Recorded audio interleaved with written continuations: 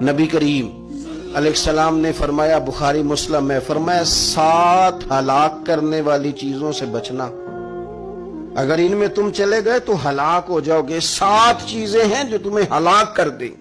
یا رسول اللہ صلی اللہ علیہ وسلم وہ کون کون سی؟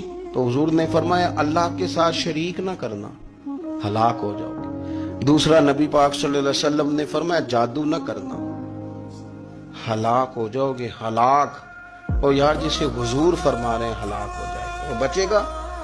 نبی پاک صلی اللہ علیہ وسلم نے تیسرے نمبر پر فرمایا، جس شخص کے قتل کرنے کو اللہ نے حرام قرار دیا ہے اسے قتل نہ کرنا، ہلاک ہو جاؤ گے۔ چوتھے نمبر پر رسول پاک علیہ السلام نے فرمایا، سود نہ کبھی بھی کھانا، ہلاک ہو جاؤ گے، ہلاک۔ بڑی بڑی دلیلیں دی بینک والوں نے، بڑا سمجھایا تو حاجی صاحب مان گئے، محترم مان گئے، کہنے لگے نہیں جی نہیں، وہ کاروبار میں لگاتے ہیں۔ بڑے بھولے بالے ہیں ہم، پتہ سارا ہے۔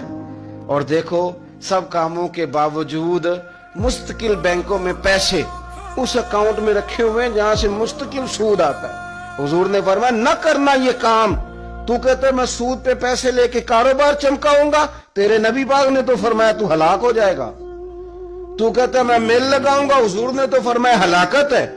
تو کہتا ہے میں بڑا کچھ کر جاؤں گا تو ہلاکت ہے۔ اچھی طرح سمجھ لیں، اصل مال بھی ضائع ہو جاتا ہے اس بندے کا جو سود کا مال ملا لیتا ہے، اصل برکت بھی اڑ جاتی۔ اور میرے نبی پاک صلی اللہ علیہ وسلم نے 5ویں نمبر پہ فرمایا، یتیم کا مال نہ کھانا، ہلاک ہو جاؤ گے۔